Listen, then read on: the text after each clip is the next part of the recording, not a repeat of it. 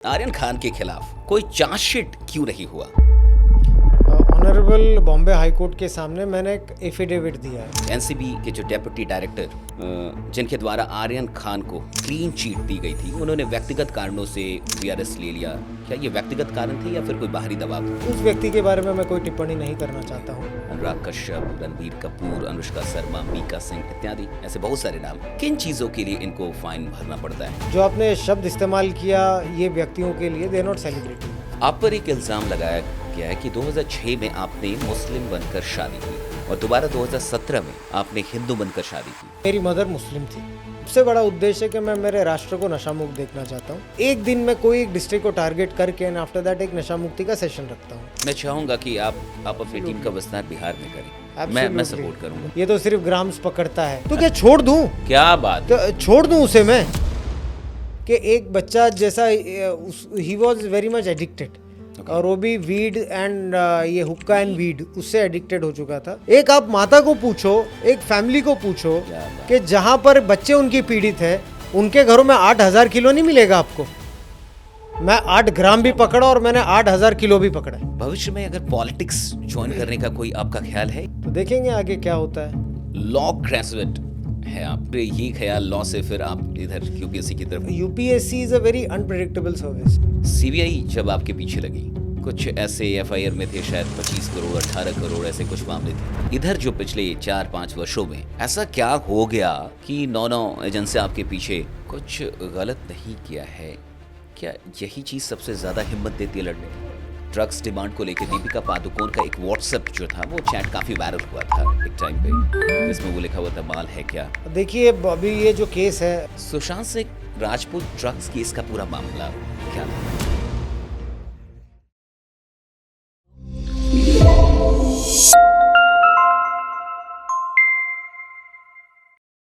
नमस्कार दोस्तों, अभी मैंने एक पॉडकास्ट किया एक ऐसे इंसान के साथ जिनको मैं रियल लाइफ का सिंघम कहूंगा। आपने मूवीज में तो सिंघम देखे होंगे, लेकिन अगर कोई रियल लाइफ का सिंघम है तो वो है Sameer Wankhede sir, IRS officer. जब इन्होंने शाहरुख खान के बेटे को गिरफ्तार किया तो इनका नाम पूरा देश जान गया।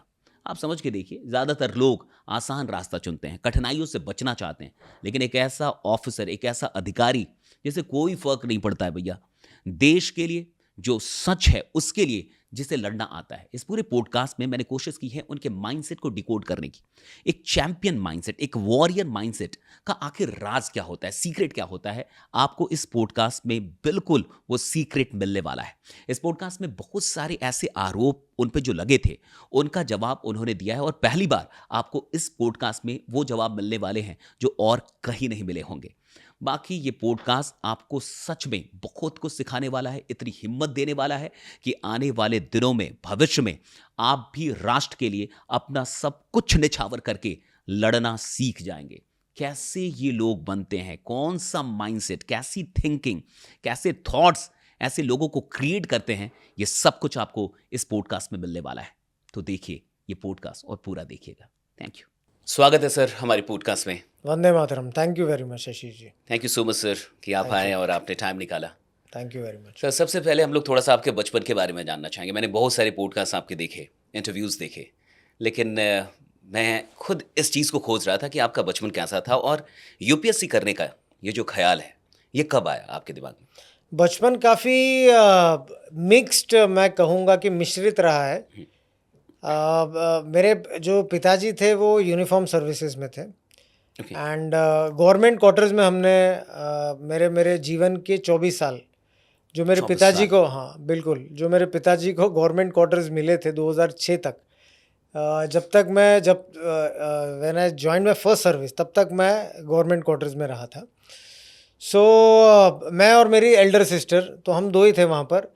एंड वो काफ़ी it was a British kind of bungalow and काफ़ी आइसोलेटेड था। तो me and my sister we both were together and discipline life थी काफ़ी। माय मदर उसको ये चाहती थी वो, और मन में काफ़ी इच्छा भी थी कि मेरा बेटा भी यूनिफॉर्म पहने। तो मुझे आइदर वो पुलिस में या फिर she wanted me to join the army. तो बचपन से ही फिर एनसीसी, नेशनल कैडेट कोर, उसमें मम्मी ने फिर बोला कि आप ज्वाइन करो स्कूल टाइम में, कॉलेजेस टाइम में। तो बचपन से ही सिविल सर्विसेज या फिर आर्मी ज्वाइन करने के उस हिसाब से ट्रेनिंग हुई थी। बाकी की कोई ऐसी आई वाज ऐसा कोई बदमाश बच्चा था नहीं मैं। I was a good studious जो कीन टाइप बच्चे होते हैं, आई वाज लाइक दैट। मेरी सिस्टर बहुत बदमाश थी, मेरी elder sister, she was very yes, but we had a very good childhood. Parents को धन्यवाद देना चाहूँगा कि अच्छी परवरिश करी और अच्छे संस्कार दिए उन्होंने। लॉ ग्रेजुएट है आपने लॉ से ग्रेजुएशन की, तो फिर ये ख्याल लॉ से फिर आप इधर यूपीएससी की तरफ कैसे मूव किए? शशि जी देखेंगे तो UPSC is a very unpredictable service, if you might be knowing. पता नहीं होता है कि होना क्या है इस चीज़ में। It is all grit determination. Luck ज़्यादा मैं बिलीव नहीं करता, लेकिन little time situation matters also. कब इंटरव्यू होता है, किसके सामने होता है, हाउ इज़ दी लिबरल है नहीं ये मार्क्स देने में। So it's very unpredictable basically, everything should favour at one point of time. So as a second option suppose क्या आपको बात। ये नहीं करना है, तो as a backup option, second option things are ready. और जिस हिसाब से मेरे भी जो मेंटालिटी थी मेरा ऐसी पर्सनली व्यक्तिगत मानना था, और मेरी माताजी का भी ये मानना था, क्योंकि मेरी जो माताजी थी she was coming from A business family. Okay. तो मेरी माताजी का ये कहना था कि तू राष्ट्र की सेवा कर 10 साल, यूथ आपकी जो जवानी है एटलीस्ट 10 से 15 साल क्या सर्विस करो, उसके बाद में तू सर्विस से रिज़ाइन कर देना, and you to be with me, help me in my business, be with me. तो मेरा भी यही मानना था कि 10-15 साल राष्ट्र की सेवा करूं और रिज़ाइन कर दूं बाद में, and then I help my mother in her business and practice law. तो इसके लिए basically I did law also. लेकिन वो लॉ की जो नॉलेज है वो अभी काम आ रही है। लेकिन भाग्य में कुछ और ही लिखा है। एक सवाल है, तो लॉ, चूंकि आपने लॉ तो ग्रेजुएशन आपने की है, आर्यन खान के खिलाफ कोई चार्जशीट क्यों नहीं हुआ? नॉर्मली कोई भी जो ड्रग केस में पकड़ा जाता है तो क्या चार्जशीट होता ही नहीं है, या फिर सिर्फ आर्यन खान के खिलाफ मतलब उनका चार्जशीट नहीं हुआ, उनका नाम इसमें नहीं आया? शशि जी देखिए, अगर आप जानते होंगे 2023 में ऑनरेबल बॉम्बे हाई कोर्ट के सामने मैंने एक एफिडेविट दिया है, एक हलफनामा दिया है। Okay. When there was some activities which were going on, तो उसके उत्तर में मैंने एक रिट पिटिशन फाइल की थी, एंड उसी दौरान उस हियरिंग में मैंने एक ऑनरेबल कोर्ट के सामने एक एफिडेविट दिया है कि I will not speak about the case in specific, because I don't want to interfere in the ongoing investigations as well as what case what writ petition I general filed. मतलब generally लेकिन मतलब general- chargesheet में नाम आता है कि नहीं, लेकिन कोई पकड़ा जाता है। जनरली मैं ये एज एन क्योंकि दो कोर्ट से रिजेक्ट हो गया था बिल्कुल। bail, और 1 महीने लग गए थे वहाँ मैं भी। इस केस में नहीं बोलना चाहूँगा, लेकिन बाकी के जनरल बाकी केसेस में व्हाट हैपेंस इज के अगर चार्जशीट में भी अगर नाम एक वक्त पे नहीं होता है, लेकिन there are lot many times where due to lack of evidence उस समय में ओके। आपके पास में पुख्ता एविडेंस नहीं होते हैं, and for that reason the chargesheet, जो हमारे लैंग्वेज में कहते हैं the complaint of the chargesheet, it is kept open against known and unknown person. जब एविडेंस आता है तो nothing in the law stops them from filing the case again और the filing the chargesheet again with the additional evidences. तो ऐसा होता है, बहुत बार ऐसा होता है कि उसमें नहीं हो, आगे हो, या lot many times it happens in investigation.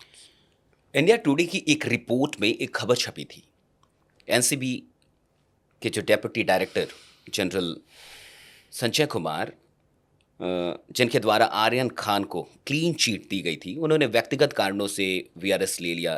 क्या ये व्यक्तिगत कारण थे या फिर कोई बाहरी दबाव था? अच्छा, एक और बात, आप जो ये इतनी सारी एजेंसीज आपके पीछे लगी हुई हैं अभी कहीं ना कहीं, तो ये ईडी, सीबीआई, इन सब चीज़ों से पीछा छुड़ाने के लिए क्या आपके मन में कभी नहीं आया कि वीआरएस ले लें? मैं क्यों छोड़ूं? सबसे पहली बात है, आपके पहले उत्तर का जवाब, पहले प्रश्न का जवाब देना चाहता हूं मैं। उस व्यक्ति के बारे में मैं कोई टिप्पणी नहीं करना चाहता हूं। द सेकेंड पार्ट इज कि मैं वीआरएस क्यों नहीं लेना चाहूँ, मैं क्यों लूँ? मेरी जो भाव है, मेरी जो शपथ है, मेरी जो आस्था है, सिर्फ राष्ट्र के खिलाफ है, राष्ट्र के प्रति है। तो इसके लिए मैं डर के क्यों भागूं कोई चीज़ के लिए? मेरी जो रिस्पॉन्सिबिलिटी भारत माता की तरफ है और मैं उसको पूरी तरह से करूंगा, अच्छी तरीके से। सच के लिए लड़ने का ये जो हौसला है, ये जो हिम्मत है, इसकी प्रेरणा आपको कहाँ से मिली? अब शशि क्योंकि जी, मुझे लगता है कि ये काफ़ी टफ काम है, ये पूरा जो एक सिस्टम जहाँ से हम लोग देखते हैं, हम आपके लिए नहीं, जो हम लोग का नज़रिया है, जहाँ से हम लोग सिस्टम को देखते हैं, कोई भी जो ईमानदार हमें अधिकारी दिखता है, ऑफिसर जो भी लोग हैं, उनको बहुत अधिक मतलब एक तरीके से टॉर्चर किया जाता है। और फिर इस पूरे सिस्टम में ऐसी कौन सी बात इंस्पायर करती है कि नहीं मुझे फिर भी लड़ना है? दो बातें हैं, मैं दो बातें शेयर करना चाहूँगा। एक तो एक बहुत इम्पोर्टेंट कहावत है कि सत्य पराजित कभी भी, सत्य परेशान हो सकता है लेकिन पराजित नहीं हो सकता। आपको तकलीफ होगी, बहुत संघर्ष होंगे, बहुत तकलीफ होगी आपको। उसके बाद में मैं जो हमारे जो रियल हीरोज़ होते हैं, क्या? मैं नाचने गाने वालों की बात नहीं कर रहा हूँ, मैं रियल हीरोज़ की बात कर रहा हूँ, जो हमारे राष्ट्र में बड़े बड़े रियल हीरोज़ नायक होके गए, जैसे छत्रपति शिवाजी महाराज, शिवाजी महाराज। Doctor B R Ambedkar ji also. तो जब छत्रपति शिवाजी महाराज ने हिंदवी स्वराज बनाया, औरंगज़ेब, बीजापुर, उसके बाद में सिद्दी, उसके बाद में और बहुत सारे फॉरेनर्स भी उस टाइम पर मौजूद थे। तो उन्होंने जब हिंदवी स्वराज का एक सपना रखा था, तो उनको कितनी परेशानी हुई थी, उनको कितनी मुश्किल हुई थी। मुझे याद है, आपने भी हिस्ट्री में पढ़ा होगा कि राज्याभिषेक के टाइम पे भी उन पे प्रश्न उठे थे। उनके बारे में भी बहुत सारी उल्टी सीधी बातें लिखी गई थी उस समय, बोली गई थी उस समय।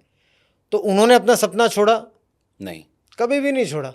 तो ये सब चीज़ें सत्य की लड़ाई में, या फिर कोई आप एक एम है, मुझे मेरे भारत को नशा मुक्त देखना है, ये मेरा एक सपना है। मुहिम भी चला रहे हैं कुछ? बिल्कुल। क्या कर रहे हैं आप, वो थोड़ा सा बताएं। एक विचार मंच है हमारा, जहाँ पर काफ़ी युवक जुड़े हुए हैं पूरे महाराष्ट्र में, अलग अलग डिस्ट्रिक्ट से जुड़े हुए हैं। तो हमारा सिर्फ दो उद्देश्य है। सबसे बड़ा उद्देश्य है कि मैं मेरे राष्ट्र को नशा मुक्त देखना चाहता हूँ। बहुत छोटा इंसान हूँ, छोटी कोशिश, मुझे पता नहीं कि कितना लेवल तक जा पाऊँगा मैं ये करने के लिए, लेकिन जितनी हिम्मत है, जितना समय मिल पाता है, उतना कोशिश करता हूँ। और भगवान की कृपा से बहुत लोगों को अभी तक, हम फैमिलीज़ को भी ट्राइड, सक्सेसफुली ट्राइड के नशा मुक्त करें। और मेरा ज़्यादा जोर है कि गाँव में, जिलों में, महाराष्ट्र के जिलों में, पिछड़े जिलों में, विदर्भ जैसे इलाकों में, तो वहाँ पर हम लोग एवरी वीक एक दिन, हफ्ते के जिस दिन मेरी छुट्टियाँ होती है, जो सैटरडे संडे ऑफ होती है ऑफिशियल, तो I come back to Maharashtra and एक दिन में कोई एक डिस्ट्रिक्ट को टारगेट करके एंड आफ्टर दैट एक नशा मुक्ति का सेशन रखता हूँ। उसके अलावा भी उसी के साथ में जो ट्राइबल बच्चे होते हैं और जो इकोनॉमिकल बैकवर्ड बच्चे होते हैं, जहाँ पर जिनको पुस्तक मुहैया नहीं हो पाती है या फिर जिनको कोचिंग नहीं मिल पाती है, हाँ। तो वहाँ पर जाके जनरल स्टडीज़ की जितनी हो सकती है मैं कोचिंग करने की कोशिश करता हूँ। एक आउटलाइन उनको दे देता हूँ। बिल्कुल, मैं खुद जाता हूँ, एक उनको आउटलाइन देता हूँ कि अगर पैसे नहीं है तो how to clear civil services. तो एक आउटलाइन देने के बाद में वो मेरे साथ में टच में भी रहते हैं, फिर इंस्टा के माध्यम, फेसबुक, अगर टाइम मिलता है तो मैं उनके मेंस पेपर भी करेक्ट कर लेता हूँ कभी। तो ये एटलीस्ट सैटरडे संडे में इस तरीके से I like to spend my time. तो इन बच्चों के साथ काम करते हुए ये नशा मुक्ति के लिए, बिल्कुल, आपको क्या लगता है कि कोई भी बच्चा, बहुत सारे यूज़ इसे अभी देखेंगे, वो क्यों नशे में पड़ जाते हैं और निकलने का क्या स्टेप है, कुछ बता सकते हैं आप? देखिए, इसमें शशि जी दो तीन चीज़ें होती है बहुत इम्पोर्टेंट, जो बच्चे को नशाधीन करती है। सबसे पहला होता है पीर प्रेशर। जब बच्चे कॉलेज में जाते हैं तो बच्चे बाकी के समाज को देख के, बाकी के ग्रुप को देख के, उनको ऐसा लगता है कि मुझे भी उनके जैसा कूल बनना है। जो एक कूल कल्चर होता है, वेस्टर्न हिप हॉप का, वेस्टर्न कल्चर का, वेस्टर्न संस्कृति का जो कल्चर है, जो सूड और फॉल्स कल्चर है, तो वो देख के they want an acceptance from that kind of group, तो वो भी उनको देख के फिर ड्रग्स पीना स्टार्ट करते हैं। दूसरी बात ये भी होता है कि कुछ एडवेंचरिज्म, कुछ किक मिलना, कुछ इलीगल एक्टिविटी करने से कुछ लोग illegal they derive such pleasure out of doing that. तीसरी बात ये भी होती है कि परिस्थितियां जो आजू बाजू देख के, जैसे कि स्लम्स में काफ़ी ज़्यादा होता है ये, कि जैसे कि बच्चे थिनर से एडिक्टेड हो जाते हैं। हाँ, बहुत सारी बिल्कुल बिल्कुल, कफ सिरप से एडिक्टेड हो जाता है। अच्छा, वो भी पीता है तो मैं भी ट्राई करके देखूंगा, और उसके बाद में वो नशाधीन हो जाती है। और चौथी चीज़ वेरी इंपॉर्टेंट, जो drug peddler and drug suppliers होते हैं, वो बेसिकली स्कूल्स और कॉलेजेस को डेलिबरेटली टारगेट करते हैं। उनका ये मंशा होती है, उनके ये इरादे होते हैं कि बच्चों को आप नशाधीन करो, एडिक्ट बनाओ। उसके बाद में बच्चे, जो पेरेंट्स उनके पॉकेट मनी देते हैं, उसे ड्रग्स खरीदते हैं और अपनी एडिक्शन को पूरा करते हैं। एडिक्टेड होने के बाद में पेरेंट्स एक टाइम पे सतर्क हो जाते हैं तो उनको पैसे देने बंद कर देते हैं। तो वो एडिक्शन को फुलफिल करने के लिए, उसको सप्लाई करने के लिए वो खुद म्यूल बन जाते हैं, खुद सप्लायर बनते हैं। फिर सप्लायर बनते बनते बनते ये बड़े गैंगस्टर बनते हैं, क्रिमिनल बनते हैं। तो it's a very dirty vicious cycle basically. तो किसी को निकलने के लिए यहाँ से, जो इसमें फंस चुका है, क्या करना चाहिए उसको? अब बहुत सारे हमने कोशिश भी किए हैं, मुझे लगता है सैकड़ों लोगों को आपने बहुत कोशिश किए हैं। भगवान की कृपा से बहुत हेल्प भी हुआ है लोगों को, एंड कुछ तो इनफैक्ट आपको बहुत अच्छा भी लगता है, एक सेटिस्फैक्शन होता है आपको सोने के पहले कि एक बच्चा जैसा he was very much addicted, और वो भी वीड एंड ये हुक्का एंड वीड उससे एडिक्टेड हो चुका था, and finally we tried a lot, and after a period of time his mother came to us and he was in uniform, NCC uniform, and he had joined the army school. तो देख के बहुत अच्छा लगता है कि एक बच्चा जो एडिक्ट था और ये बाद में 6-7 महीने के बाद में ही जॉइन एन आर्मी स्कूल राष्ट्र की सेवा में।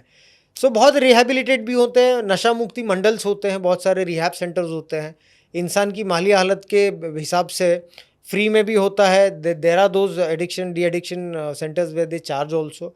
सो yes, but it is there, but you should have will to do that. Will, absolutely. वो विल क्रिएट करने का काम कहीं ना कहीं आप जैसे लोग कर रहे हैं। हम करते हैं, हमारी हम्बल कोशिश जितना होता है हमसे छोटी हम मुहिम करते हैं हमारी। That's great. सर, एक सवाल है कि नारकोटिक्स कंट्रोल ब्यूरो में काम करते हुए आपने बहुत सारी सेलिब्रिटीज़ को इंट्रोग्रेट किया, डिटेन किया, ज़रूरत पड़ी तो उन पे फाइन भी लगाया। अनुराग कश्यप, रणबीर कपूर, अनुष्का शर्मा, मीका सिंह इत्यादि, ऐसे बहुत सारे नाम हैं। किन चीज़ों के लिए इनको फाइन भरना पड़ता है? कोई ऐसी घटना है जो आप शेयर शशि जी, सबसे पहले मैं आपके प्रश्न से सहमत नहीं हूँ।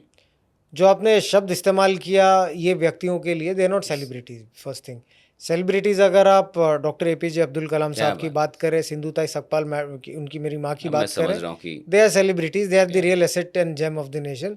These are entertainers. So better है कि एंटरटेनर वर्ड मुझे लगता है ठीक है, respecting all professions, but you know, and secondly मैं यहाँ पर यूनिफॉर्म पहनता हूँ। मैं एक सिविल सर्विसेज का एग्ज़ाम क्लियर करके आया हूँ, मुझे राष्ट्रपति भारत के अपॉइंट किया है हमें। तो मैं यहाँ पर पक्षपात करने के लिए या फिर show me your face and I will show you the rule करने नहीं आया हूँ। तो अगर मैं ये करने लगा तो मैं यूनिफॉर्म पहनने के लायक नहीं हूँ, लोगों की सेवा करने के लायक नहीं हूँ। मेरा एक संविधान है, मेरे कायदे कानून है, जहाँ पर मैं पोस्टेड रहता हूँ वहाँ की बुक्स होती है, संविधान होता है, उसका पालन हर एक पर्सन को इक्वल करना चाहिए। तो आप यानी जनता ये एक्सपेक्ट करती है या फिर लोग ये एक्सपेक्ट करते हैं कि मैं सेलिब्रिटीज़ को छोड़ दूं, छोड़ सो कॉल्ड दें, या फिर सेलिब्रिटीज़ थोड़ा सा उनको कुछ। I can not do that till the time I am serving my Motherland. That's great. आप पर एक इल्ज़ाम लगाया गया है कि 2006 में आपने मुस्लिम बनकर शादी की और दोबारा 2017 में आपने हिंदू बनकर शादी की। कभी मुस्लिम कभी हिंदू, इसका मतलब क्या? ये पूरा शशि भाई, भारत के संविधान में बेसिकली हमारा जो भारत है और संविधान लिखा गया है, ये काफ़ी धर्म निरपेक्ष है।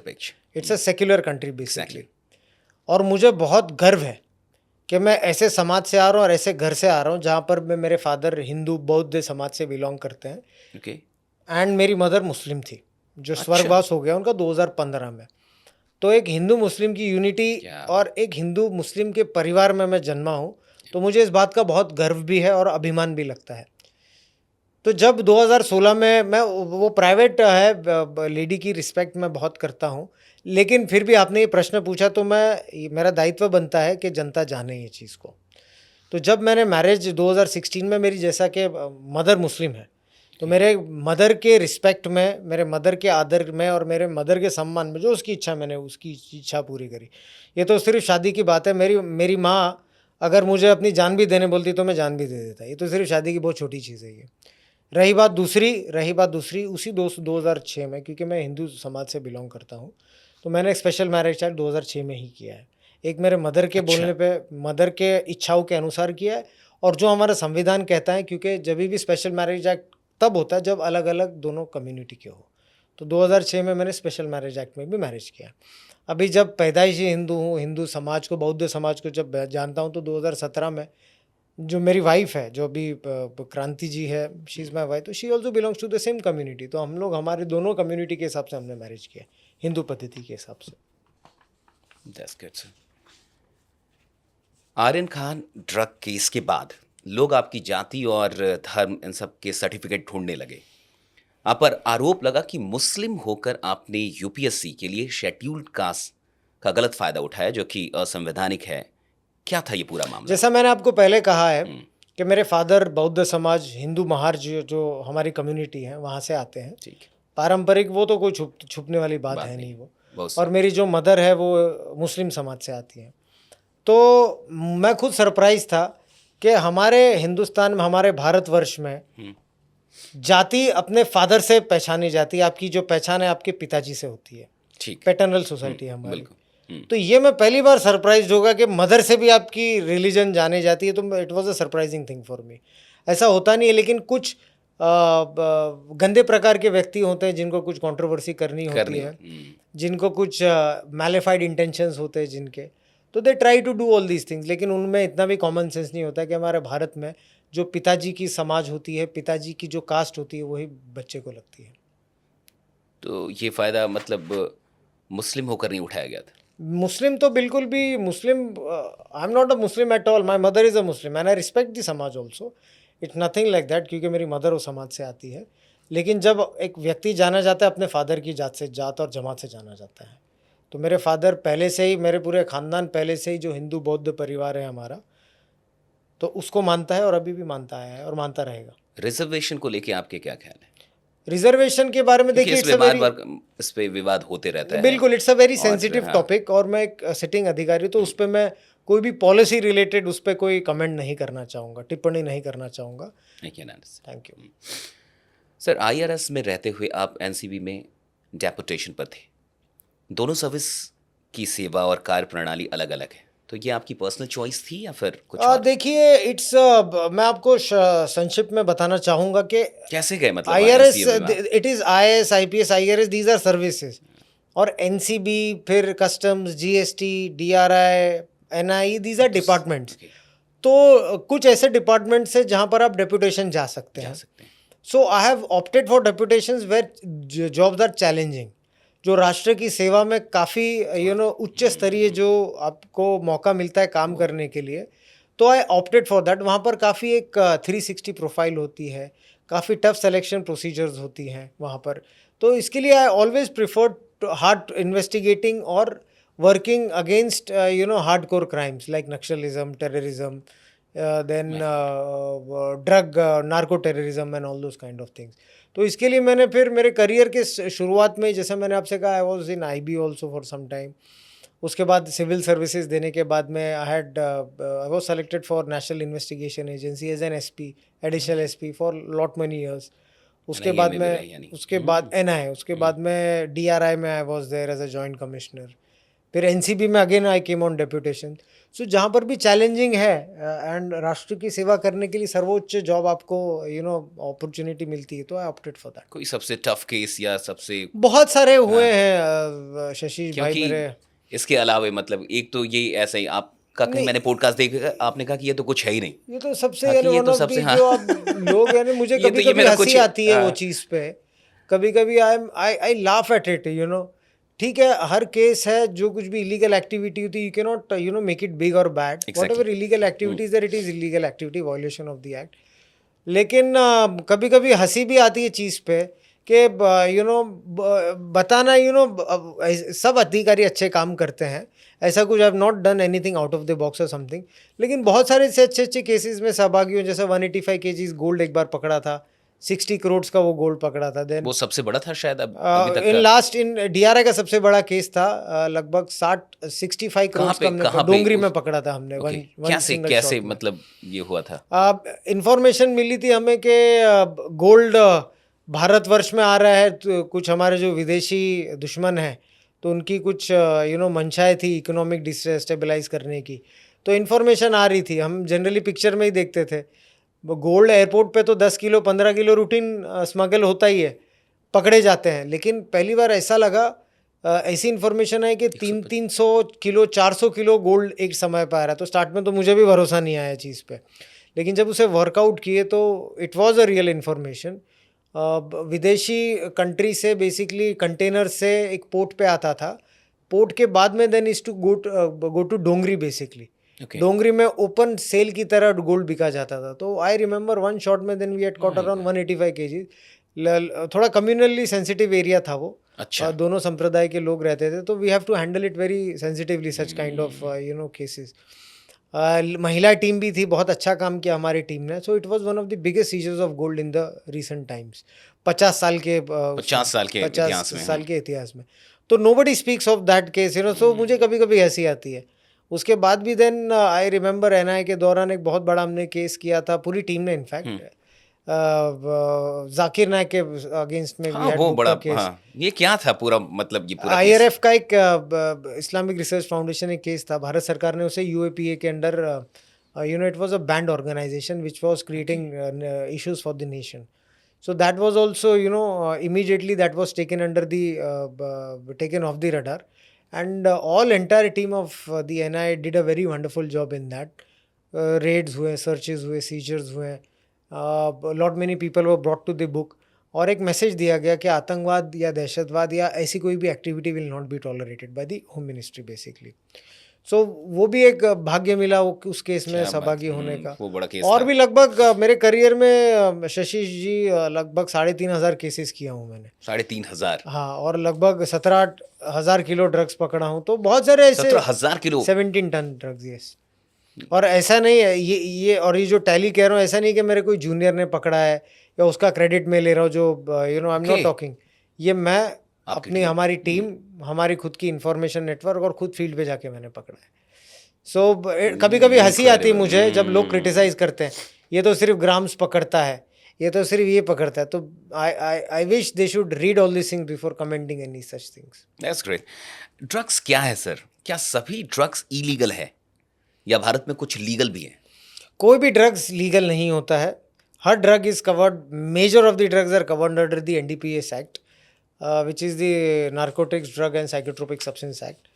इसमें बहुत प्रकार के, अलग अलग प्रकार के ड्रग्स जो शेड्यूल में मेंशन होते हैं, जैसे चरस, गांजा, अफीम, दीज आर ट्रेडिशनल ड्रग्स. उसके बाद में जो सिंथेटिक ड्रग्स भी होते हैं, जैसे मेफेड्रॉन, मेटम्फेटामाइन, लिसर्जिक एसिड, उसके बाद में precursors like ketamine and amphetamines and all those things, बहुत सारे ड्रग्स इसमें मेंशन होते हैं. So these are completely restricted and prohibited and banned. There are some kind of drugs which are used for medicinal purposes, जिन्हें NRX medicines भी कहते हैं, कि अगर आपके पास में उसकी प्रिस्क्रिप्शन हो तो you can in a very limited manner through a prescribe doctor, through a legal doctor, you can take it in from the medical store. बहुत सारे ड्रग्स वो भी होते हैं, लेकिन अगर आपके पास प्रिस्क्रिप्शन नहीं है तो they are banned drugs. Then तो ये जो होली में या कई जगहों पे ये जो भांग एंड ऑल, नहीं, भांग इज नॉट कवर्ड. नहीं, bhang is a different thing all together. It is not covered under NDPS.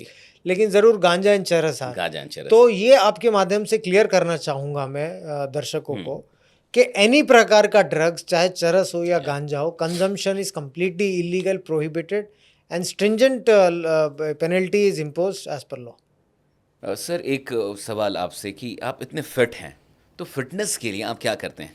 देखिए, जो रेजिम है बहुत ही रुकी सुखी रेजिम है. It won't excite lot many people, लेकिन I am a very early riser. 5:30 बजे उठ जाता हूँ मॉर्निंग में. I run a lot morning में, चाहे धूप हो, बारिश हो, without any breaks I run a lot. अगर चेन्नई में हूँ तो बीचेस पे भागता हूँ, अगर मुंबई में हूँ या कहाँ पर भी ट्रेडमिल हो, कहाँ पर भी रोड्स पे, I run a lot, number 1. And that too 45 minutes a day I run. 45 minutes a day. Sir हमारा जो पॉडकास्ट है उसके जो पार्टनर है स्टेटमेंट, उनका भी यही एक मिशन है कि लोग चलें, लोग वॉक करें और फिट रहें. तो वो ऐसा कहते हैं कि 10,000 कदम रोज चाहिए और वो फ्री के रिवॉर्ड्स भी देते हैं. तो बिल्कुल फिटनेस के लिए मुझे लगता है कि आप दौड़ते हैं और वो चलवा रहे हैं. बिल्कुल बिल्कुल. The second thing is regarding food intake. मैं दिन में सिर्फ एक बार खाना खाता हूँ, that too in the afternoon. Yes, I eat only once a day. और most importantly I avoid carbohydrates नहीं खाता हूँ. राइस रोटी कम्प्लीटली अवॉइड करता हूँ मैं. अगर कुछ, हाँ, राइस रोटी नहीं खाता हूँ मैं. अगर घर में फॉर एग्जांपल जो घर का खाना होता है कि दाल हो जाए, सब्ज़ी हो जाए या एनी सैलड हो जाए, तो आई ईट दैट. बड़ा नॉन वेजिटेरियन भी मुझे ज़्यादा पसंद नहीं है. लेकिन पारंपरिक पिताजी सब घर में नॉनवेज खाते हैं, लेकिन अभी मैंने भी बहुत कम कर दिया उसे, इतना शौक भी नहीं है. तो जब भी कुछ घर में बने रहे जो घर का है वो I try to do that in the afternoon. Night में एब्सोल्युटली सूर्यास्त के बाद में कुछ भी नहीं लेता हूँ मैं. 4 बजे, 4 या 5 बजे एक ब्लैक कॉफ़ी ले लूँगा. और अगर कभी कोई मीटिंग में हूँ या फिर evening 6-7 again I will have a black coffee. सूर्यास्त के बाद में I don't eat anything, I don't take anything. My another cycle of food starts right in the afternoon. 45 minute रोज दौड़ना और उसके बाद दिन में सिर्फ एक बार खाना खाना. बिल्कुल. बिल्कुल। और फिर सनसेट के बाद कुछ खाना ही नहीं, कुछ नहीं भूख खाना, नहीं शास्त्रों लगती? में भी यही लिखा है। भूख नहीं लगती, मतलब ये नहीं, कैसे maintain होता? It's all mind game basically. Okay. भूख लगना नहीं लगना ये सब इट्स माइंड गेम। मैं यही रूटीन 2013 से कर रहा हूँ। सो लगभग 12 साल हो चुके हैं 12 मुझे। साल? स्टार्ट में लोगों ने कहा कि आप वीक महसूस होंगे या फिर लॉन्ग टर्म आपको इश्यूज होगा, Issues होंगे, लेकिन I didn't find anything wrong. I found it to be very healthy also. ना ही मुझे कोई टचवुड हेल्थ इश्यूज कोई सामने आए। You remain alert, you remain active, then your digestion is good, your resistance is absolutely fine. So मुझे तो लगता है कि हम लोग we tend to overeat basically, हाँ, और मतलब हमारी भारत में तो टेंडेंसीज 3-4 के बाद भी 5-6 बार लोग बिल्कुल खा वी लेते ओवर ईट। हैं। स्विगी और जोमेटो ने इसको और आसान कर और हमें अगर चपाती या रोटी के बाद में चावल नहीं खाएगा तो हाँ, ऐसा भी है, ऐसा लोग लगता है दो-दो खाते हैं। कि राइस खाना हमारा जन्म सिद्ध अधिकार है आफ्टर ईटिंग रोटी। हाँ। तो that is and after that as a sweet dessert उसके बाद भी कुछ खाएंगे। स्वीट भी है। So try to remain healthy, exercise कीजिए तो आपका माइंड भी फिट होगा एंड शरीर भी फिट होगा। आज इतने लाइफ स्ट्रेस में हम लोग जीते हैं बेसिकली, इतना स्ट्रेसफुल जॉब होता है, इतने इश्यूज होते हैं। So for that reason you need to be alert also, your mind should be sharp and your body should be fit to fight all these things. That's great sir. Thank you very much. Sir, ऐसा कपिल सिब्बल जी ने कहा था, उनका ये comment था कि लखीमपुर खीरी की जो घटना थी उससे ध्यान भटकाने के लिए आर्यन खान के केस को क्रिएट किया गया था। मुझे शशि जी एक बात, जो कोई भी है, I don't want to comment on any, everybody has their own मतलब, इंडिविजुअल हाँ। व्यू, लेकिन मुझे एक बात का समझ नहीं आती है मेरे छोटे से थिंकिंग या छोटे से माइंड में। आई डोंट अंडरस्टैंड दैट कि अगर आपके सामने कोई घटना हुई, ये तो यूपी में है, ये तो यूपी की मैं है, तो हाँ, महाराष्ट्र में पोस्टेड 4 हूँ, लोगों की, हाँ, मैं तो महाराष्ट्र में पोस्टेड था उस समय। हम्म। अगर कोई भी आपके सामने घटना हुई, कोई भी आपके सामने क्राइम हुआ, तो क्या हम आग मूंद के बैठ जाए? नहीं करें। I am not bothered about what people say, they have the right to say. लेकिन अगर आपके आपके अपने सामने perception। क्राइम आएंगे तो आप नहीं करेंगे उसे। सेकेंडली मैं ये भी बहुत सारे इट वाज उस समय मैं ऐड करूंगा आपके क्वेश्चन को भी। देवर उस टाइम पे मैं पढ़ता था, कुछ क्रिटिसिज्म होती थी कि there was some very big thing which was caught on some of the ports, उसको डाइवर्ट करने के लिए पकड़ा गया। नहीं, डाइवर्ट कैसा करेंगे? पकड़ा ही है ना किसने, तो कोई ना कोई सिस्टर एजेंसी ने पकड़ा ही है ना, छोड़ा थोड़ी ना है उसको। बहुत सही। They have caught it. So it was really lame kind of explanations and talk by big people across. आगे भी लोग यही कहते हैं, अरे बड़े बड़े चले जाते हैं, छोटे छोटे को पकड़ता है, ऐसे भी कुछ, हाँ, 8 ग्राम पकड़ता है, 10 ग्राम, तो क्या छोड़ दूं? बॉस, क्या बात, तो छोड़ दूं उसे मैं? सच बिग अगर मेरे एनडीपीएस एक्ट में अगर ये लिखा है कि इलीगल है, बैंडेज, छोड़ दूं मैं उसे? एक आप माता को पूछो, एक फैमिली को पूछो क्या बात कि जहां पर बच्चे उनके पीड़ित है, उनके घरों में 8,000 किलो नहीं मिलेगा आपको। अगर एक माँ परेशान है, वो एक बच्चे के कंजम्पशन से परेशान है, तो छोड़ दूं उसे? घर तबाह होने दूं मैं? That's I right. Cannot sit like that. चाहे कितना भी लोग क्रिटिसाइज करें, मेरा जो फर्ज है, जो मेरी ड्यूटी, मैं जरूर करूंगा। मैं 8 ग्राम भी पकड़ा और मैंने 8,000 किलो भी पकड़ा। That's great. नहीं, ये मुझे खुद भी बहुत सही लगा कि क्या उसको छोड़ दें फिर? हाँ, उसको जाने कौन दें, करेगा हाँ, फिर? कौन करेगा? छोड़ दूं मैं उसे? अधिकारी नहीं करेंगे, आप नहीं करेंगे, कौन करेगा हाँ, फिर जो उसे? सच में जिनके पास Who will do that? ये रेस्पॉन्सिबिलिटी, अगर वो नहीं करेंगे तो कौन करेगा? और जो प्रॉब्लम स्ट्रीट पे प्रॉब्लम्स होते हैं, फैमिली को प्रॉब्लम होती है, इन छोटी चीज़ों से ही होती है। कहाँ तक ये फैल चुका है ये पूरा ड्रग्स का नेटवर्क? और अगर आने वाले 10-15 वर्षों में कुछ खास इसमें ना हुआ तो आप कहाँ देखते हैं भारत देखिए, कभी भी आप अगर हमारे माननीय प्रधानमंत्री जी को सुनेंगे, हमारे माननीय गृह मंत्री जी को आप सुनेंगे, तो they talk regarding drugs in a very serious tone. बहुत सीरियसली इनके बारे में बात होती है, नार्को टेररिज्म की बात होती है, क्योंकि उनको पता है ये चीज़ के बारे में कि अगर इससे आज नहीं लड़ा जाएगा with all might, with all force, ये बहुत आगे प्रॉब्लम हो जाएगा। क्या है क्योंकि नार्को टेररिज्म? 30% ये मैंने आपसे ही सुना एक बार। मतलब नार्को आपकी- टेररिज्म, शशि भाई, it's a very unholy nexus between terrorism and narcotics basically. क्या होता है सिंपल भाषा में? ये ऐसा होता है कि जो पैसे, ठीक, बच्चे या कोई भी ड्रग कंज्यूमर होता है या एडिक्ट होता है, जो पैसे वो ड्रग परचेज करने में, अपने कंजम्पशन को सेटिस्फाई करने में खर्च करता खर्च कर है, रहा है। वही पैसे हमारे शत्रुओं के पास में जाता है, फॉरेन में, विदेश देशों में, हवाला के जरिए या कोई अलग वे के जरिए, और वही पैसे से हमारे देश के खिलाफ में गतिविधियां होती हैं। जैसा कि अभी आपने बहुत सारे टेररिस्ट अटैक देखा, अभी अनफॉर्चुनेटली एक और हुआ है, पहलगाम तो में that is not related to, अभी इन्वेस्टिगेशन जारी है उसमें, लेकिन बहुत सारे ऐसे अटैक्स हैं जहाँ पर जो फंडिंग होती है, so that is derived out of the illegal narcotics trade, you know, at a very international level.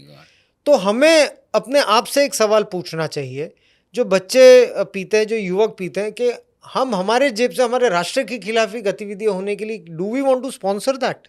हमें अपने आप को ये सवाल पूछना चाहिए। So deep. So that is, you know, it is taken on a very serious, you know, note by the leadership also, and we all are very much, you know, जहाँ पर भी मैं posted रहता हूँ, तो I take it drug related issue mercilessly and very strongly. Mercilessly, हाँ? Absolutely, absolutely. That's good.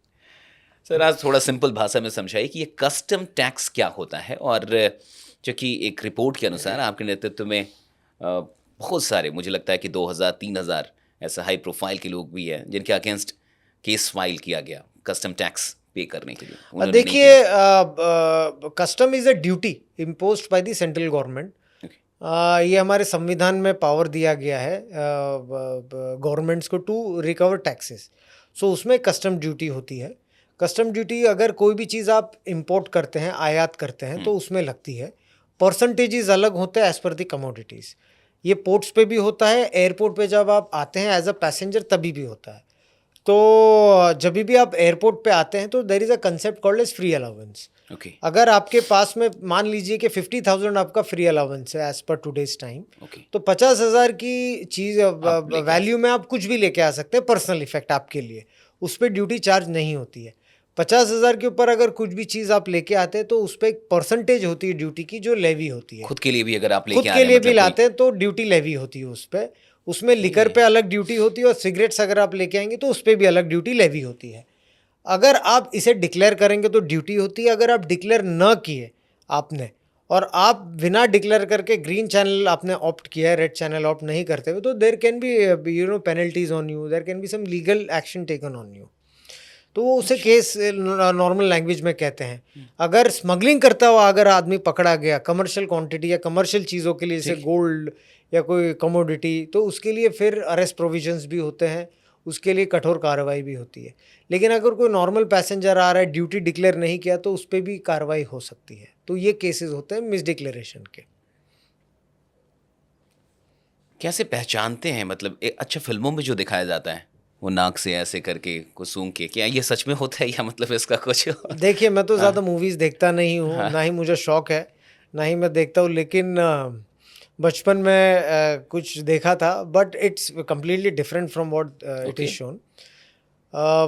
अगर कोई केस बुक होता है या फिर अगर कोई इंटेलिजेंस ऑफिसर होता है, तो उसकी कड़ी मेहनत होती है, सालों साल का एक्सपीरियंस होता है, My God. सालों साल की मेहनत होती है, और उसके बाद में इन्फॉर्मर भी नेटवर्क करना, it's a very difficult task. Okay. ये तब आपके पास में होते हैं, तब आपके पास में होते हैं जब आप ईमानदारी से काम करते हैं। अगर सामने वाले को ये भरोसा होता है कि ये आदमी हमारी सिक्योरिटी कॉम्प्रोमाइज़ नहीं करेगा, ये हम उसको जो इन्फॉर्मेशन देंगे उस पर वर्कआउट करेगा, तभी आपके पास में लोग इन्फॉर्मेशन देंगे।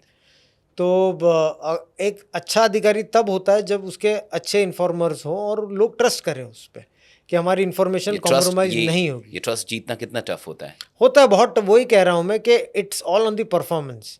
अगर कोई व्यक्ति ने इन्फॉर्मेशन दिया, उसकी सिक्योरिटी का मद्देनज़र रखते हुए परफॉर्म किया, and whatever information work out किया, so that is he is a very successful officer, what I believe.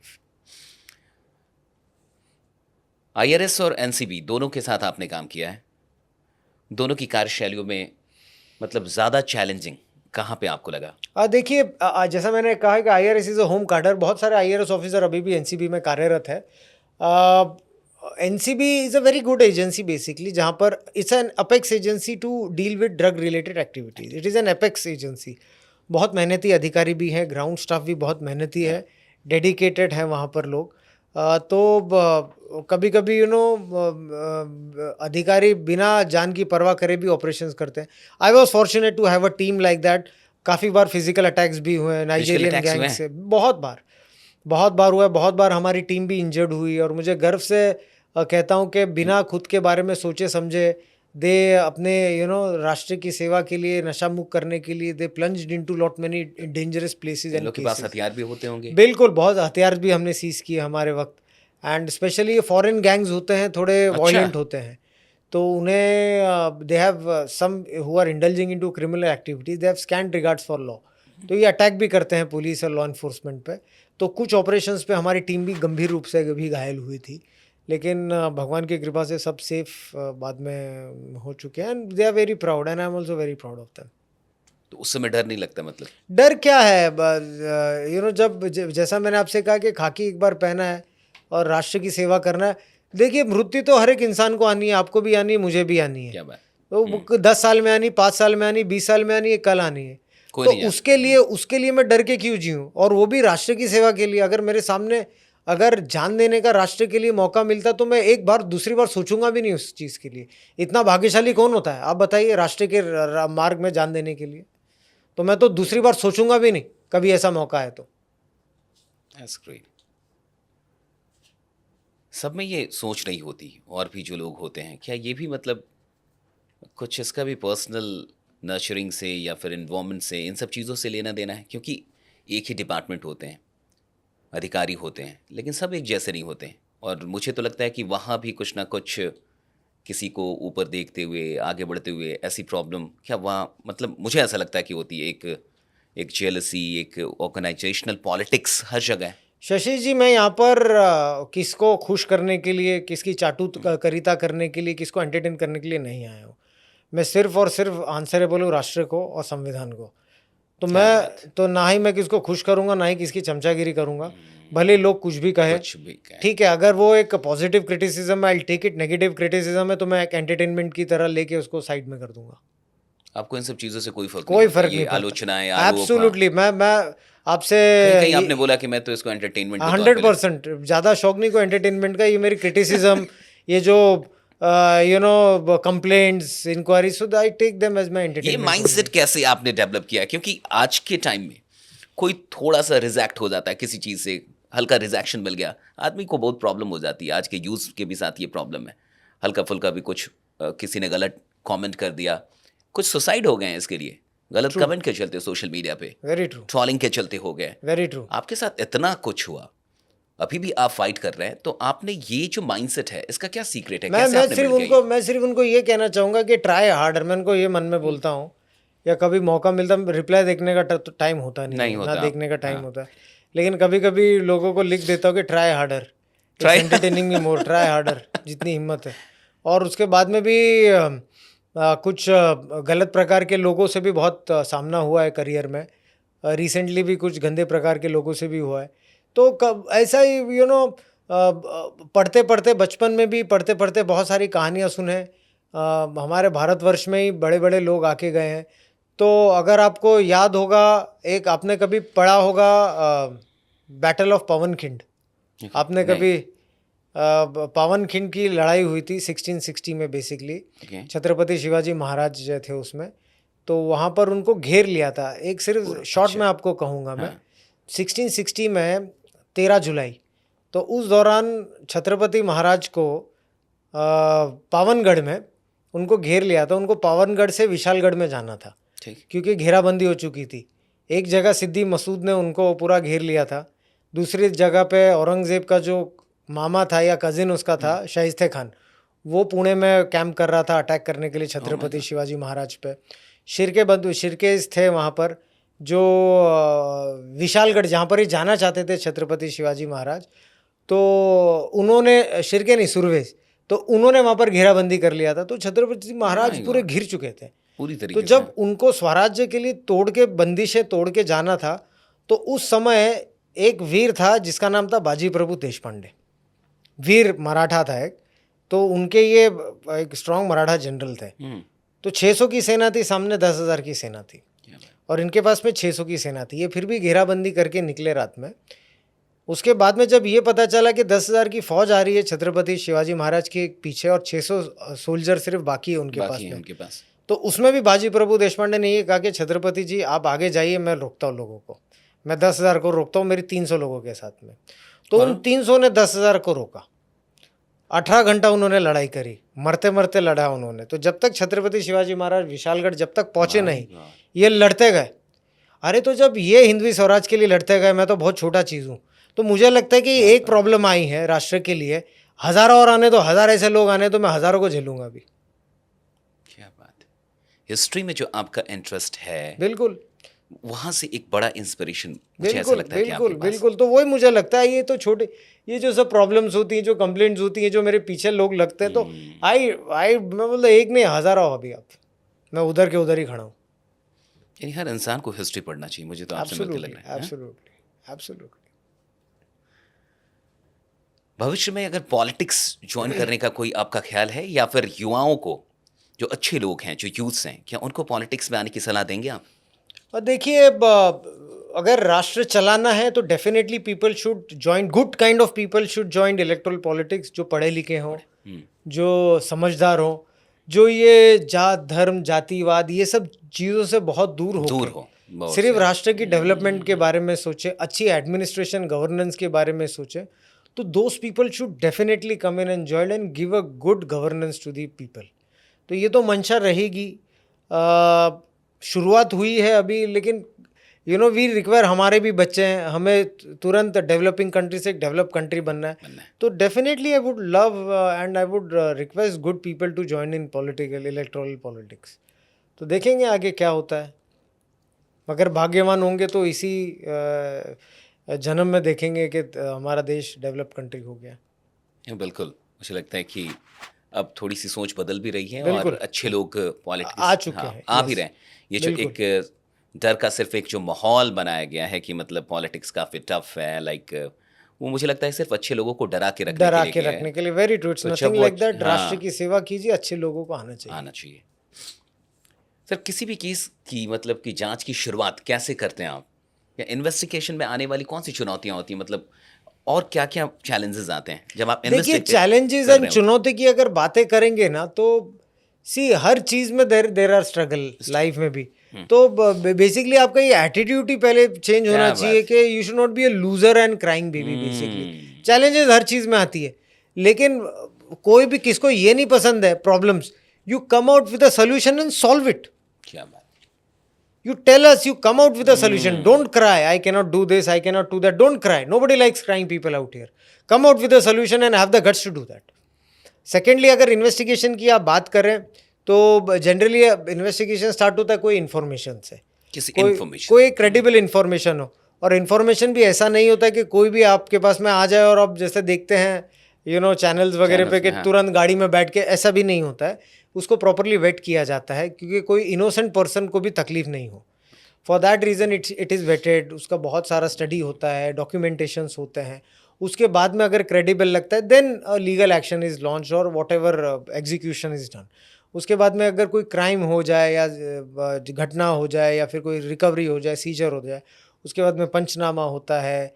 उसके बाद में कभी कोई केसेस में अरेस्ट होते हैं, क्योंकि अरेस्ट में कुछ आरोपी को अरेस्ट भी करना पड़ता है so that they don't tamper with the evidences, and भाग ना जाए। तो बहुत सारी चीज़ें होती हैं। देन कोर्ट के पेपर्स होते हैं। So it's not very simple कि आपके मन में किसको अरेस्ट करना और आप अंदर डाल दो। It doesn't happen like that. There is a judiciary, there is a very strong judiciary also. आपने कार्रवाई कर दी, लेकिन आपको उस पर्सन को कोर्ट के सामने खड़ा करना है। एंड मैं गर्वित तौर पे भी कह सकता हूँ, और मुझे बहुत गर्व है इस बात पे कि हमारे भारतवर्ष में एक बहुत ही स्ट्रॉन्ग न्याय प्रणाली है।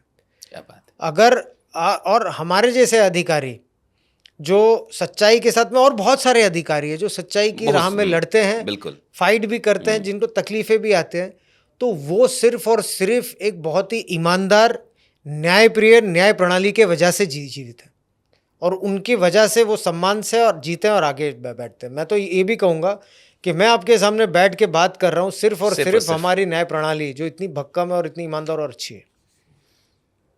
सीबीआई जब आपके पीछे लगी तो कुछ ऐसे एफआईआर में थे, शायद 25 करोड़ 18 करोड़ ऐसे कुछ मामले थे।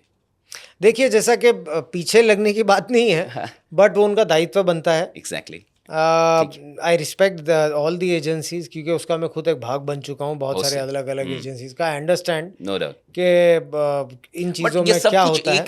आपको 19 साल हो गए सेवा में, सिविल सेवाओं में 19 साल हो गए, और अगर देखा जाए कुछ वर्षों को हटा के, तो चाहे वो महाराष्ट्र सरकार हो या फिर केंद्र सरकार हो, आपकी सेवाओं के लिए, आपकी ईमानदारी के लिए, आपकी कर्तव्य निष्ठा के लिए आपको कई अवार्ड्स मिले हैं, कई प्रशस्ति पत्र मिले हैं, न जाने कितने अवार्ड्स आपको मिले हैं। तो अचानक से इधर जो पिछले 4-5 वर्षों में ऐसा क्या हो गया कि 9 एजेंसी आपके पीछे भाग रही हैं, और वो अलग बात है आप नहीं फॉर्चुनेट भाग हूँ, रहे हैं वो भाग्यशाली हूँ कि लड़ रहा हूँ, सत्य की राह में हूँ और अंत तक लड़ूंगा। भाग्यशाली इतना ही कहूँगा मैं सिर्फ। And secondly, but on a very serious note also, कि ये जो एजेंसीज आपने जिनका नाम लिया है, these are all good agencies, I know that very well. And उनका भी राइट होता है, जब कुछ कागजी कार्रवाई होती है, जब कुछ पेपर होते हैं, तो दे हैव टू इन्वेस्टिगेट। छुपाने के लिए कुछ है नहीं, वेलकम करता हूँ हर एक चीज़ को। कभी अपने करियर में गलत किया नहीं तो ना ही किसे भयभीत होऊंगा, ना ही किसे डरूंगा, लेकिन रिस्पेक्ट करता हूँ उनकी। They are most welcome to carry out that, and I welcome that whatever they are doing. सच्चाई तो सामने आने ही वाली है। कुछ गलत नहीं किया है, क्या यही चीज़ सबसे ज़्यादा हिम्मत देती है लड़ने की? बिल्कुल बिल्कुल, आपने क्रक्स ऑफ द मैटर ये किया कि गलत किया नहीं तो किसे डरूंगा भी नहीं कभी। अगर मन में कोई भी डर होता, कोई भी कुछ भी गलत, डाउट, कुछ भी होता, तो आदमी एक अब फिर सेटलमेंट अलग का कुछ भी अलग कोई और अलग रास्ता अलग अपना। अलग रास्ता ढूंढता। लेकिन जब गलत किया नहीं तो ना ही डरूंगा, ना ही झुकूंगा, सिर्फ सत्य के मार्ग में आगे चलूंगा। That's great. एक मामला आया था सर, ड्रग्स डिमांड को लेके दीपिका पादुकोण का एक व्हाट्सएप जो था, वो चैट काफ़ी वायरल हुआ था एक टाइम पे, जिसमें वो लिखा हुआ था माल है क्या। वो पूरा वायरल चैट क्या था, मतलब उसकी कहानी क्या थी? देखिए, अभी ये जो केस है, अच्छा, ये अभी भी लंबित है क्या? ये जो केस है, it was investigated by some other team also. And secondly के ये जो जब कोर्ट में मामला चलता है, ट्रायल चलता है कुछ केसेस के, तो उस पर कोई भी अब मैं टिप्पणी नहीं करना चाहूँगा which will try to derail the investigation और harm with the thing. So मैं ये इसके बारे में कोई टिप्पणी नहीं करना चाहूँगा। शशि जी, महाराष्ट्र में आप काफ़ी आपने सेवाएं दी हैं, और अभी तो आपका ट्रांसफ़र शायद चेन्नई कर दिया गया था, और वो फिर से न्यायालय, माननीय न्यायालय ने मुझे फिर से वापस बॉम्बे में ट्रांसफ़र फिर से ला दिया आपको। फिर से ला दिया। वेट कर रहा हूँ इम्प्लीमेंटेशन ऑफ द ऑर्डर की। That's great.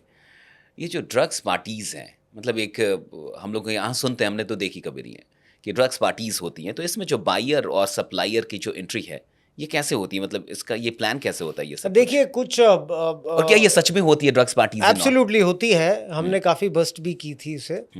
एंड प्लेसेस को, टूरिस्ट अट्रैक्टिव प्लेसेस भी होते हैं हमारे भारतवर्ष में, बहुत सारी जगह जहाँ पर टूरिज्म प्रमोट होते हैं। तो उसका फ़ायदा लेके दे कंडक्ट रेव पार्टी, जो कह रहे हैं आप, रेव पार्टी, ड्रग्स पार्टी। तो वहाँ पर काफ़ी पेडलर, सप्लायर्स भी हुआ करते हैं। वहाँ पर psychedelic kind of substances are there, techno music भी होती है। तो उस वजह से जो वेस्टर्न कल्चर, एक प्रकार का एक म्यूज़िक होता है बेसिकली, तो उस म्यूज़िक को कॉम्प्लीमेंट करने के लिए एक प्रकार के ड्रग्स भी होते हैं। ऐसा है? हाँ, एक ड्रग है जिसे पब्लिक अवेयरनेस के लिए शेयर करना चाहूँगा, जिसे LSD कहते हैं, लिसर्जी कहते हैं। It's very bad for the neuro system of your body. तो it gives you very bad है, गुड है। तो ये काफ़ी प्रचलित है रेव पार्टीज में। इससे काफ़ी सुसाइड्स भी, it encourages people to commit such kind of things also. Absolutely very bad for the body basically. It's a finally chemical ही होता है, कोई भी केमिकल चीज़ हो, सिंथेटिक चीज़ हो, बॉडी के लिए हार्मफुल ही होती है। पूरी जॉब के दौरान कोई ऐसा डिसीजन जिस पे आपको पछतावा होता है? देखिए, कोई मेरे पूरे करियर में कोई भी ऐसा डिसीजन नहीं हुआ जिसके वजह से पछतावा हुआ है। अगर कोई भी मौका फिर से मुझे करना मिले, मैं फिर से वही करूँगा, सेम थिंग, राष्ट्र की सेवा में। तो मुझे कोई भी ऐसा लगता नहीं कि फिर कोई से भी एनसीबी में आप आना चाहते हैं, मतलब आप चाहेंगे? देखिए, मैं जैसा कि मैंने आपसे कहा है कि मैं एक IRS ऑफिसर हूँ, तो भारत सरकार मुझे कहाँ पर भी भेजेगी, इट्स नॉट माई चॉइस। जहाँ पर भी भेजेगी वहाँ पर भी सेम काम करूँगा। कभी कभी as a person you feel bad for something, not as an As a officer, person, but as a person, as man made of flesh. आपकी फैमिली पे भी मुझे जहाँ तक सुनने के आया कि वहाँ भी धमकियाँ मिलने हाँ, की बात, धमकियाँ, right? उससे नहीं फ़र्क पड़ता मुझे, वो तो अगेन एंटरटेनमेंट है मेरे लिए। लेकिन जब कोई कार्रवाई करते हैं आप, और उस कार्रवाई में विशेषता अगर बच्चे और महिला हो है, तो आपको बुरा लगता है वो चीज़ का। क्या, या फिर कोई यंगस्टर हो जो कॉलेज में जाता हो, यू फील बैड कि अभी इनको कानूनी कार्रवाई, have to perform my duty, so there is no ifs and buts about it. लेकिन उनको वो चीज़ें झेलना पड़ेगी, and they have to face the law, so it feels bad. कभी कभी तो ऐसा हुआ है कि कोई महिलाओं को, जिनके छोटे छोटे बच्चे हैं, तो उन पर भी कुछ कार्रवाई हुई, तो you really feel very bad about it, but you can't do anything because आपको सिर्फ आपकी ड्यूटी निभानी है। तो as a person you feel very bad about it for certain things. रही बात धमकियों की, मुझे ना ये चीज़ से डर है ना भय है। तो धमकियों जो देते भी हैं, कभी कोई पाकिस्तान से देता है, कभी कोई पाकिस्तान से बांग्लादेश आती से हैं। देता है, कभी कोई यूके से देता है। तो उनको तो मैं यही जवाब भी देता हूँ कि थोड़ा और मर्दों की तरह सामने आओ एंड ट्राई थोड़ा और भयानक थोड़ा धमकी देने की कोशिश करो, लेकिन not to take these lightly with women and children, क्योंकि जैसे आप जानते हैं मैं चेन्नई में कार्यरत हूँ एंड मेरे बच्चे और wife they are settled in Mumbai only. तो उनका चिंता होती है कि महिलाएं होती है, छोटे बच्चे हैं 6 साल के, तो स्कूल आते जाते हैं, तो उस चीज़ का भय लगता है। लेकिन ठीक है, भाग्य है, ईश्वर है ऊपर, और जितनी मेरे में हिम्मत है मैं हूँ उनके लिए। घर वाले कुछ नहीं समझाते कि मतलब नहीं नहीं, मेरी your support? ना मेरे मेरे मेरे जो पिताजी है, मेरी सिस्टर है और मेरी जो धर्मपत्नी है, उनको पता है कि सत्य के मार्ग में लड़ रहा हूँ, तो बोलते और करो। और हम लोग हैं, हमारी चिंता बिल्कुल भी नहीं करना, हम लोग हैं सक्षम अपने आप को हैंडल करने के लिए, तो राष्ट्र की सेवा कर, और बिल्कुल भी डरना भी नहीं हमारे बारे में, ना बैक फुट पे आना, कभी भी फ्रंट फुट पे ही करते रहना। इससे बहुत मनोबल मिलता होगा। एब्सोल्युटली, बिल्कुल। सुशांत सिंह राजपूत ड्रग्स केस का पूरा मामला क्या था? देखिए, अगेन मैं कहूँगा कि उस बारे में नहीं बात करूँगा, ट्रायल चल रहा है उस केस में, क्योंकि अब उस तो शायद नहीं अभी ये ट्रायल जो चल हम ड्रग्स लोग वाला ने जो या जो मुंबई में जो केस चल रहा था, तो that is undergoing investigation right now, trial चल रहा है उस केस का। Okay. बहुत सारे एप्लीकेशन आ रहे, तो उस पर टिप्पणी, being associated with that case, मैं टिप्पणी नहीं करना चाहूँगा उस पर।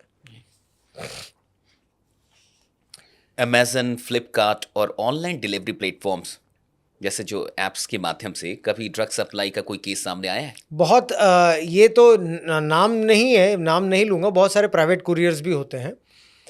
बेसिकली एक बहुत वैलिड क्वेश्चन आपने पूछा है, जो बहुत लोगों को पता नहीं है, and they should be aware of the modus of operandi what is going on.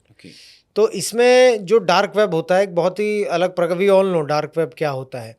Dark web पे कुछ युवक जाते हैं जो पढ़े लिखे भी होते हैं, जो टेक सेवी होते हैं, तो डार्क वेब पे जाके देन बिटकॉइंस या फिर अलग अलग crypto currencies, not even bitcoin, lot many crypto currencies आते हैं, क्रिप्टो करेंसीज की पेमेंट करने के बाद में फॉरेन से ये कुरियर के द्वारा भारत में आता है, इलीगली इंपोर्ट होता है। बहुत सारे ड्रग्स है, जैसे कि MDMA, कोकेन, LSD, मेथाक्वेलोन, ये सब, मेटाम्फेटामाइन, ये सब हाइड्रोपोनिक वीट, ये सब अलग अलग प्रकार के ड्रग्स है जो बिटकॉइन के क्रिप्टो करेंसी के द्वारा पेमेंट होने के बाद में, वॉलेट से पेमेंट होने के बाद में भारत में आते हैं। तो बहुत सारे केसेस देखे हैं, and it is very challenging also. इसको पकड़ना चैलेंजिंग, बहुत चैलेंजिंग है, बहुत सारी एजेंसीज कर रही है अभी, लेकिन ज़्यादा फोकस इस पे ही है अभी। ट्रेडिशनल तो ठीक है, that is a traditional job, लेकिन this is a new challenge which is coming in front of the agencies. क्या होता है जब ड्रग पार्सल पकड़ा जाता है और क्या कार्रवाई की जाती है पकड़े जाने के देखिए, बाद? पहले तो जैसा कि मैंने आपसे कहा है कि प्रॉपर पुख्ती जानकारी होना चाहिए, इन्फॉर्मेशन होना चाहिए। उसके बाद में एक बार, और या फिर कभी प्रोफाइलिंग पे भी पकड़ा जाता है, वो होने के बाद में कानूनी कार्रवाई होती है, लीगल प्रोसीजर्स होते हैं, जैसे पंचनामा बनता है, रिकवरी होती है, विटनेसेस के सामने रिकवरी होती है उस चीज़ की। उसके बाद में जो व्यक्ति है जो इस चीज़ों को डील कर रहा है, उसके ऊपर कानूनी कार्रवाई की जाती है, क्वांटिटी के हिसाब से कानूनी कार्रवाई की जाती है, कमर्शियल क्वांटिटी है, इंटरमीडिएट है, स्मॉल क्वांटिटी है। उसके बाद में उस व्यक्ति को कोर्ट के सामने प्रस्तुत किया जाता है, बाद में फिर वो ड्रग्स को वेयरहाउस में रखा जाता है, फिर बाद में उसका सेक्शन 52A NDPS एक्ट के तहत उसका डिस्पोजल किया जाता है इन अ प्रॉपर विजिलेंस गाइडलाइंस और कोर्ट के गाइडलाइंस के माध्यम से। उसके बाद में इन्वेस्टिगेशन होती है, 2 महीने में या फिर 6 महीने में उसका कंप्लेंट या फिर चार्जशीट फाइल की जाती है। उसके बाद में फिर ट्रायल स्टार्ट होता है, का जो कानूनी कार्रवाई होती है कोर्ट्स में होता है। ट्रायल के बाद में फिर आइदर पर्सन कन्विक्ट होता है या अक्विट होता है। ट्रायल के बाद? Absolutely, yes. कभी ऐसे लोग भी पकड़ में आते हैं इन सब चीज़ों में जिन पे बिल्कुल ऐसा हो कि भरोसा ना हो कि ये लोग भी ये काम कर रहे होंगे? बहुत ऐसे बहुत सारे केसेस हमने देखा है, कुछ फॉरेनर्स को पकड़ा है, कुछ इनफैक्ट सीनियर सिटीजन्स को पकड़ा है। हाँ, सीनियर सिटीजन्स को भी? एब्सोल्युटली। एंड उसके बाद में कुछ फॉरेन के टीचर्स को पकड़ा है, कुछ इंजीनियर्स को पकड़ा है, Oh my engineer God. Students को पकड़ा है, कुछ प्रोफेसर्स को पकड़ा है हम लोगों ने। So it's all My about God. Mentality, not about the profession basically. क्या ये इसके पीछे मनी का मोटिवेशन है या फिर देखिए, कहीं ये कोई जो फंस जाता है, कोई ऐसा ट्रैप है जिसमें? क्वांटिफाई करके इसे बढ़ावा नहीं देना चाहता हूँ इस गंदे ट्रेड को बेसिकली। लेकिन amount is a major lucrative thing for them. Okay. The illegal profit what they generate इतने गंदे काम करने के बाद में, so that is one of the most important motivation for them to do all this kind of trade activities. जैसा आपने कहा कि प्रोफेसर हो गए, स्टूडेंट्स हो गए, ऐसे ऐसे लोग को भी आपने पकड़ा है. तो ये जो पूरा जो एजुकेशन सिस्टम है, क्या ये कैरेक्टर डेवलप नहीं कर पा रहा? और देखिए इसके लिए अभी एथिक्स यूपीएससी ने भी रखा है ऐड पेपर. किया है, तो that is also very important to add such kind of things also. What is morality definitely and what is ethics also. So yes, अभी स्टार्ट हो गई उस चीज़ की. आई होप कि the generation becomes better for us. बिल्कुल.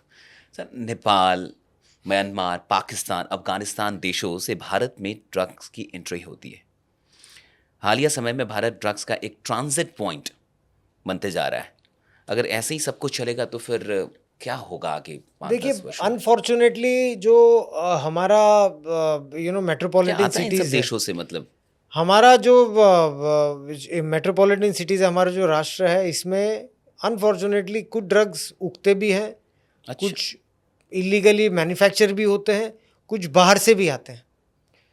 बाहर से ड्रग्स आने वाले में से जैसे कि हाइड्रोपोनिक वीड हो गया है, एलएसडी मैंने आपको बताया है, कुछ केमिकल सिंथेटिक ड्रग्स आते हैं, वो बाहर से इलीगली कुरियर के द्वारा या फिर कोई पैसेंजर लेके आता है, कंटेनर द्वारा आते हैं. कोकेन, हीरोइन, ये सब ड्रग्स ये भारत में नहीं मिलते, नहीं बनते हैं. सिर्फ एज अ कंजम्पशन पॉइंट यहाँ पर आता है और एज अ ट्रांजिट पॉइंट यहाँ पर आता है.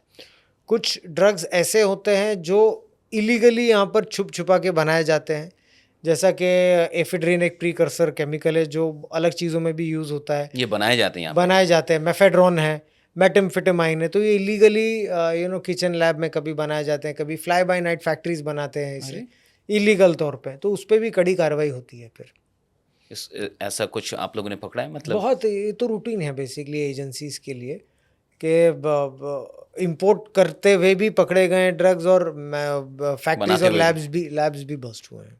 These are routine things basically. एक ऐसा आरोप मतलब लगाया जाता है कि आपने आर्यन खान पे या इस केस को इसलिए क्रिएट किया क्योंकि आपकी वाइफ एक सुप्रसिद्ध अभिनेत्री है और उनको काम नहीं मिल रहा था फिल्मों में, मतलब ऐसा एक... मेरी वाइफ, मेरी धर्म पत्नी, she is of my as by the way, तो मेरे एज में शायद ही किसको हीरो और हीरोइन का रोल मिलेगा, पहली बात. Okay. Secondly she is a very capable filmmaker, a renowned name in Marathi and regional cinemas. उसे किसी की ज़रूरत नहीं है, भगवान की कृपा से. शी इज़ वेरी केपेबल और self, and she is a very state award winner भी है, तो उसे ये सब चीज़ों की, ऐसी आर्टिफिशियल चीज़ों की ज़रूरत नहीं है. आपकी वाइफ खुद फिल्म मेकर हैं, एक्ट्रेस हैं, फिर भी आपको सेलिब्रिटीज़ या इन सब लोगों से ये प्रॉब्लम अगेन मैं कहना चाहूँगा सेलिब्रिटीज़ की व्याख्या मेरे लिए बहुत अलग है. लेकिन फिर भी आपके नॉलेज के लिए ये कहना चाहूँगा कि जब मेरी उससे मुलाकात हुई तो we were college mates. Okay. We were 17 years old when we met each other. हम लोग एक ही कॉलेज में पले बड़े हैं, एक ही साथ स्टडी किया है, और I am very proud to know her and be with her. She is a perfect mother, she is a perfect daughter in law, she is a perfect mother for my children and daughter for their parents, and I'm very proud to have her in my life. बाद में मिले होते तो, जब वो actress हो गई होती तो? ये बड़ा ही कठिन क्वेश्चन है जो मैं इसका सच में मेरे पास जवाब नहीं है. ओके, ये हम लोग उनसे पूछेंगे. ये उनसे पूछिए आप. एग्जैक्टली. तो सर, हाँ बिल्कुल, अभी ये जो पूरा पावर और पॉलिटिक्स, इन दोनों के बीच में आप एक बैलेंस्ड अप्रोच कैसे बना पा रहे हैं? जो भी चीज़ें, मतलब सोशल मीडिया पे आपकी जो छवि है वो सिंघम वाले अफसर की है. हम सब युवाओं के बीच में, हम सब आपकी बहुत रिस्पेक्ट करते हैं, और मुझे लगता है कि इस देश के जितने भी युवा हैं वो आपको देख के, मुझे लगता है सत्य के लिए जो लड़ने की एक क्षमता है कि नहीं हम भी लड़ लेंगे. आज का पॉडकास्ट भी जब लोग देखें तो ये समझ में, मुझे भी बहुत कुछ समझ में आया, ये जो माइंडसेट, ये जो चीज़ें हैं, तो ये कैसे आप एक बैलेंस्ड अप्रोच बना पाते हैं? बैलेंस का यानी ऐसा कुछ I've never, it's not a thought taken action, सोचने के बाद में कोई action doesn't happen like that. आप जो है वो है. अगर कुछ लड़ाई कर रहे हैं आप, सत्य के मार्ग में लड़ाई कर रहे हैं, और दूसरी बात है कि जो सोसाइटी के खिलाफ, सोसाइटी में रह के कुछ काम कर रहे हैं आप, तो जब भी 2 दिन मुझे फ्री मिलता है, at least do something for the that's society. Great. कुछ तो, यानी 19 साल आपको सर्विस में आप हैं, लेकिन ऐसा भी मौका आता है कि you have to groom also, आपको you have to give back to the society. That's great.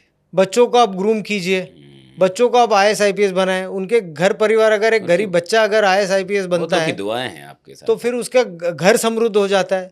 So you have to give back to the society. So इसमें कोई afterthought balance it doesn't, whatever you are, you do whatever you like. ये जो पूरी मुहिम है जो आप चला रहे हैं नशा मुक्ति के लिए, ये केवल महाराष्ट्र तक रखना चाहते हैं या इसको पूरे देश नहीं, में आप फैलाना चाहते हैं? मैंने इससे आगे भी गुजरात में भी मैंने करने की कोशिश की है इसे। कैसे सूरत जुड़ में सकता भी है कोई युवा अगर आपके साथ जुड़ना चाहे? अब- मान के चलिए वो भी आपसे बिल्कुल। सीखना चाहता है कि कैसे वो बिल्कुल। नशे में जो युवा हैं उसको कैसे बिल्कुल, प्रेरित तो करे बाहर उसके लिए निकलने हमारे के लिए। आउटरीच प्रोग्राम्स भी होते हैं, हमारे नशा मुक्त की मीटिंग्स भी होती है, उसके बाद में लेक्चर्स भी होते हैं। जब भी लेक्चर्स होते हैं तो it is well publicised also in that area, in that city also. और हमारी नशा मुक्ति की टीम है, प्रॉपर डॉक्टर की भी टीम है हमारी। अच्छा। यस, डॉक्टर कृष्णा भावले हैं जो हमारे साथ में एसोसिएटेड है, क्या उस बात based out of Mumbai and Sambhaji Nagar. तो उनकी भी एक टीम है। तो जब भी हमें कोई ऐसा एडिक्ट या फिर कोई पेरेंट्स परेशान होते हैं तो he comes into picture, and after that medications क्या देना है, नज़दीकी उनके कौन से हॉस्पिटल है, रिहैब सेंटर्स कौन से हैं। उसके साथ हम लोग नशा मुक्ति मंडल्स के साथ भी जुड़े हुए हैं महाराष्ट्र में। सपोज अगर किसको कोई रिहैब सेंटर में एडमिशन लेने की हेल्प चाहिए, या फिर कोई गवर्नमेंट हॉस्पिटल में अगर रिहैब सेंटर में उसको हेल्प चाहिए, तो नशा मुक्ति मंडल्स के साथ में भी जुड़े हुए हैं हम लोग। डॉक्टर विद्या विकास है हमारी, तो she is also associated with us. So lot many people जुड़ गए हैं और कारवां बढ़ते जा रहा है हमारा। मैं ये एंड पूछ रहा हूँ एक्चुअली कि अगर कोई युवा है, कोई और भी लोग हैं जो चाहते हैं कि, क्योंकि अभी मैं गांव में गया था, तो मैं बिहार से हूँ सर, तो बिहार के गोपालगंज डिस्ट्रिक्ट से हूँ, तो मैं जिस गांव से हूँ मुझे पता चला कि उस गांव में गैंग चल रहा है। उस गांव में बच्चे गैंग चला रहे हैं, वो चोरी कर रहे हैं, वो नशा कर रहे हैं। तो फिर मैंने आके और पता किया, तो मुझे पता चला सिर्फ एक गांव की ये कहानी नहीं है, ये और भी गांव की सिमिलर स्टोरी है, ऐसी कहानियाँ हैं। तो अगर कोई बच्चा चाहता है इन बच्चों को बाहर निकालना नशे के लिए, तो एक्चुअली उनको कोई रास्ता नहीं मिलता, मतलब बिल्कुल, वो very क्या true, करें, क्या very बात true, करें, very like true, this. very तो true, ऐसा very कुछ हो true। सकता है कि लोग आपके साथ जुड़ के, अगर कोई चाहता है वो सीख सकता है नहीं, ऐसा कुछ? बिल्कुल। अब मुझे तो काफ़ी DMs भी आते हैं, होंगे आपको तो हम। दे आस्क अस, हमारी team they reply us, Good. Numbers भी हम देते हैं हमारा। एंड अगर किसको तुरंत हेल्प भी चाहिए तो हमारी team as of today Maharashtra they go on the spot and help them also. अगर किसको कोई कंप्लेंट्स वगैरह करना, कोई मार्क चाहिए, किसको कोई ईमेल आईडी चाहिए, कोई मैं चाहूंगा पुलिस के कि आप नंबर्स चाहिए, अपनी टीम का विस्तार बिहार में करें। मैं Absolutely. सपोर्ट करूंगा, बिल्कुल जितना बिल्कुल मैं सपोर्ट कर सकता बिल्कुल, हूँ। मौका जरूर मिलेगा तो बिहार भी, इट इज़ अ वेरी क्योंकि मैं इम्पोर्टेंट चाहूंगा कि स्टेट फॉर हाँ, द कि वो नेशन। नशे में ना जाए वो वहाँ के बिल्कुल युवा। बिल्कुल, मैं एनी टाइम आप लोग के लिए, आप जब भी वो कहेंगे एनी छुट्टियों के टाइम पे, weekly off, I will definitely come in. Thank you so much sir, thank you most so much sir, आप आए और आपने इतना वक्त दिया। धन्यवाद आपका। और मैं तो अब आपको बिहार में देख रहा हूँ, मैं बस आपको ले धन्यवाद। चलूंगा। थैंक यू शशीश जी, वहाँ के युवाओं के लिए। आपको शुभकामनाएं, और आपके लिए और ये नशा मुक्त मुहिम के लिए 24/7 I am there. Thank you, thank you, Vande Mataram. Thank you so much, Vande Mataram.